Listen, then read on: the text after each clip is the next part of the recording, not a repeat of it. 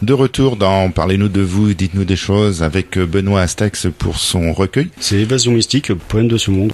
La couverture, elle est noire et c'est quoi? C'est la lune qu'on voit en haut, à gauche? Ouais, c'est une lune, donc qui est en haut à gauche, avec un monde plutôt naturel en premier lieu, superposé sur un autre monde plutôt citadin, béton, etc. Pour justement faire l'opposition entre le monde naturel et le monde d'aujourd'hui qui est plutôt entouré de béton. Ça dépend de la fertilité du terrain. Il y a des endroits où le béton il pousse plus vite que l'arbre et c'est bizarre. Oui, c'est bizarre. Hein. Et donc ce recueil, où est-ce qu'on peut le trouver?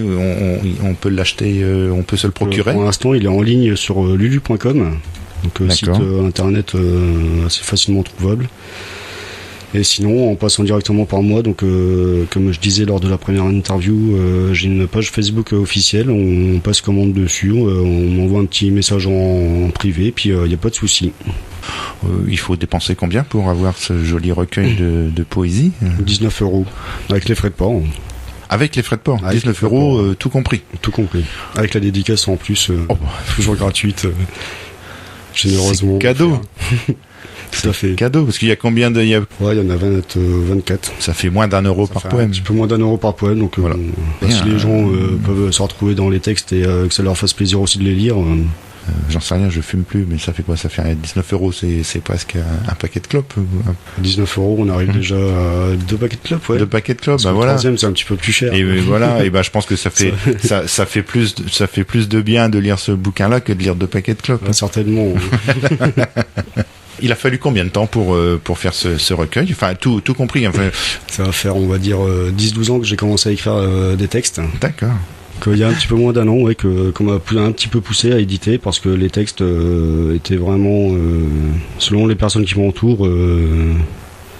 Et en 12 ans de temps, est-ce que le style d'écriture a changé? Est-ce que vous êtes rendu compte d'une évolution dans votre façon d'écrire? Oui, dans la tournure des phrases, etc., dans le choix du vocabulaire aussi, c'est beaucoup plus profond, c'est beaucoup plus élaboré par rapport à il y a 10 ans, quoi. D'accord. Il y a beaucoup plus de maturité dans les textes. D'accord. Et comment est-ce que la mise en page du recueil a été faite? C'est une mise en page chronologique sur les 12 ans d'écriture? Juste par ordre alphabétique. D'accord. Il n'y a pas de... Est-ce que le titre vient avant, après? Oui, comment le titre vient par rapport au texte? Le titre vient en premier. En premier? Et après ça, le texte se construit en élaborant différents chemins par rapport à cette même idée, quoi. C'est une déclinaison du titre, alors. Voilà. Dans tous ses sens et le plus objectivement possible.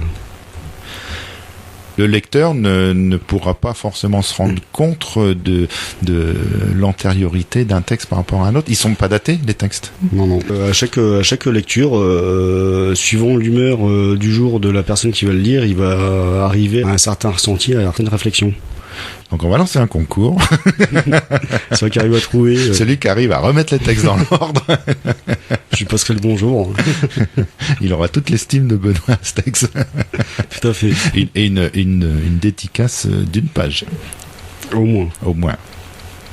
C'est en auto-édition, donc ça va faire 3 mois déjà que je suis en auto-édition. Sinon, j'ai eu une maison d'édition associative pendant 2 mois qui m'a servi de lancer le livre avec les 22-24 textes, de faire les illustrations, etc. et de le mettre en page, quoi. D'accord. Je vais revenir à l'écriture. Ouais. Faut être au calme. Vous dites que vous écoutez de la musique pour écrire, parce que vous habitez pas Paris. J'habite Dijon. Dijon, dans la ville de Dijon ou en agglomération dijonnaise. Ouais. Bon, c'est similaire à Paris. Vous avez les bruits de la ville et tout. Ouais.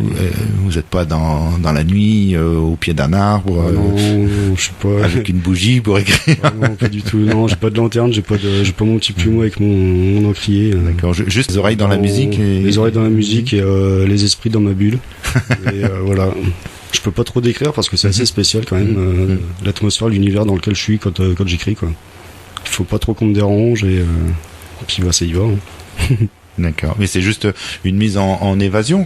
C'est une mise en évasion, ouais, je dirais. Ouais, c'est un retrait sur soi-même. Comme une méditation. Méditation, ouais, c'est ça, j'allais dire, vous vous mettez dans une position vous faites du yoga ou non. Pratiquement, je pourrais, ouais, je pourrais aussi. Après, c'est pas pratique pour écrire, mais bon. Pas très souple, donc. où est-ce qu'on peut vous retrouver dans des librairies ou des choses comme ça pour faire des séquences dédicaces Pour l'instant, ça fait que 4 mois que mon livre est sorti, donc c'est vrai que je débute.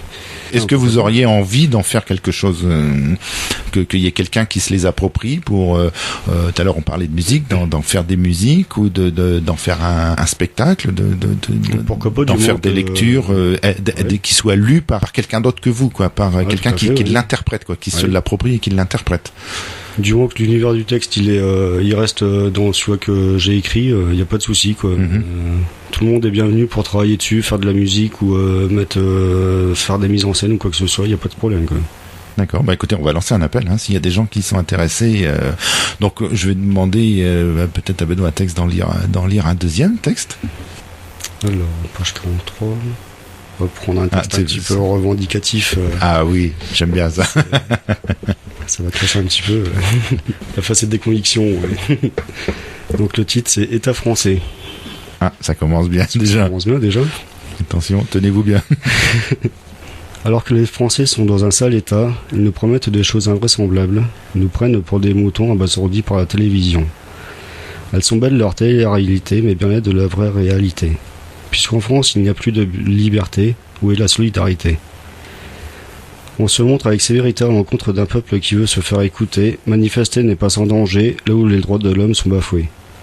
Dans la rue, nous sommes descendus. Sous la pluie, le pavé nous avons battu. Les médias sont bel et bien corrompus, la quenelle ils l'auront dans le cul. Au nom d'un peuple qui souffre, nous voudrions trouver un second souffle. Sous cette politique économique, cette mondialisation, on revendique. Politiciens et autres guignols, prenez vos décisions au vol.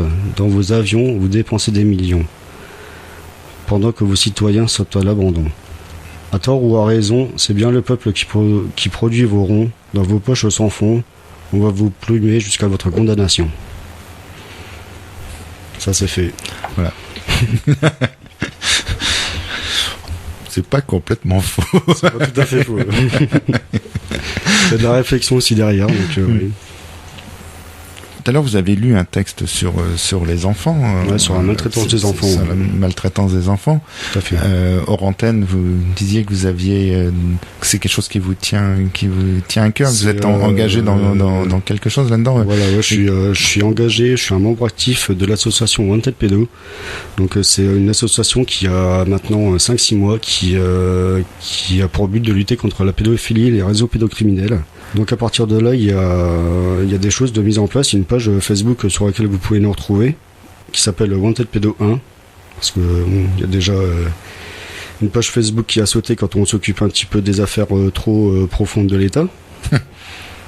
Et il y a aussi un site wantedpedo.com, donc sur lequel on peut faire des dons de 1 euro jusqu'à ce que vous voulez, ce que vous pouvez surtout.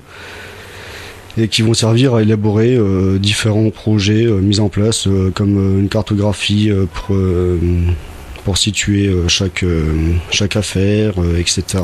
Les zones d'activité de chaque pédophile plus ou moins connu, etc. quoi.